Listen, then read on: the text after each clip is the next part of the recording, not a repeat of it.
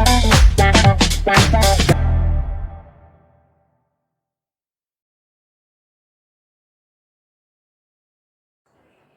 Students, motion chapter 8 part 10। आज हम numerical third वाला न्यूमेरिकल करेंगे। तो आपकी एनसीईआरटी बुक से। तो न्यूमेरिकल क्या है? Abdul while driving to school computes the average speed for his trip to be 20 kilometre per hour on his return trip along the same route. There is less traffic and the average speed is 30 kilometre per hour. तो speed क्या दे रखी है? Suppose एक चीज पहले concept को समझते हैं। कंप्यूट कहाँ कर रहा है अब्दुल? कहाँ जा रहा है? ए, सपोज ए घर है और बी स्कूल है, तो ए से बी पॉइंट तक जा रहा है और उसी रूट में वापस आ रहा है। तो क्या सेम होगा? Distance same. तो डिस्टेंस से तो हमको कुछ करना ही नहीं है, डिस्टेंस तो सेम ही है, तो उसको हम डी ले लेते हैं। लेट द डिस्टेंस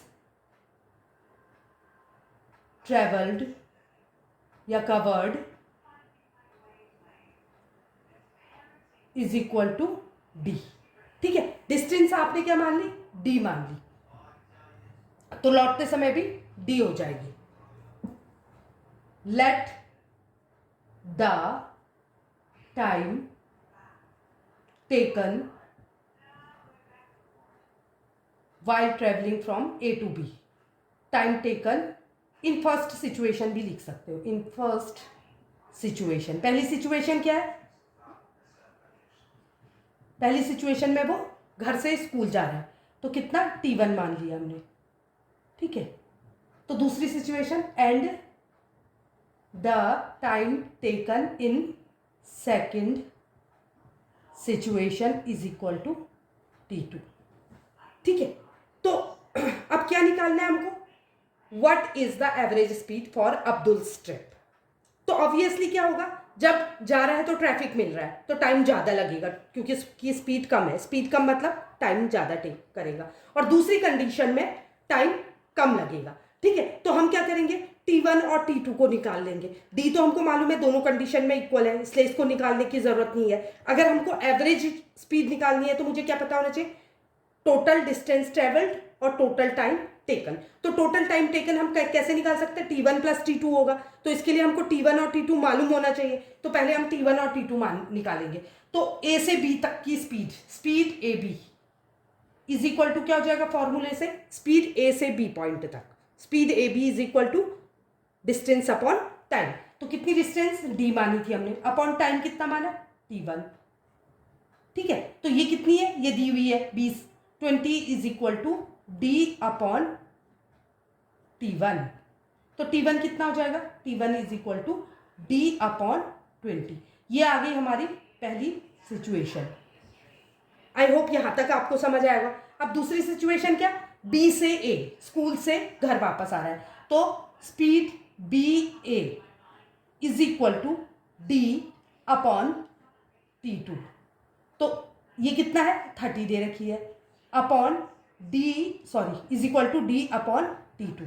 तो T2 कितना निकल जाएगा? T2 is equal to D upon 30। ये क्यों निकाल रहे हैं हम T1 और T2? क्योंकि हमको टोटल टाइम टेकन निकालना है।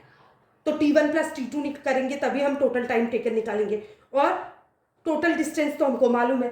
तो अब हम निकालेंगे, क्योंकि एवरेज स्पीड का फॉर्मूला क्या होता है? Speed average is equal to total distance travelled upon total time taken. ठीक है, तो टोटल डिस्टेंस कितनी हो जाएगी? Total distance is equal to D plus D is equal to 2D, और total time taken is equal to T1 plus T2। तो कितना हो जाएगा? T1 कितना है?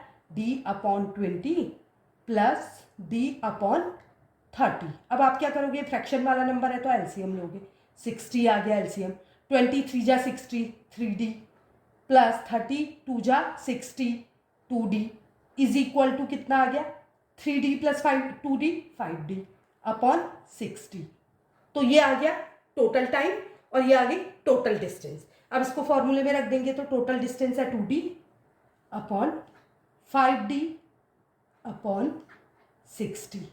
अब क्योंकि ये फ्रैक्शन वाला डिवीजन है, तो फ्रैक्शन वाले डिवीजन में क्या हो जाता है? क्रॉस मल्टीप्लाई कर देता है, तो क्या हो जाएगा?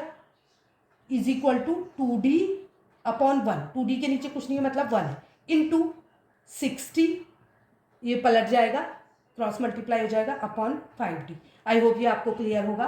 तो ये कितना हो जाएगा, 6 2 जा 12, 120D अपॉन 5D। D से D कैंसिल कर देंगे तो आंसर कितना आ गया, 5 2 जा 10 एंड 5 4 जा 20, 24 kilometre per our. I hope आपको ये वीडियो समझ आया होगा, और अगर वीडियो अच्छा लगा तो लाइक, सब्सक्राइब और शेयर करें। Thank you.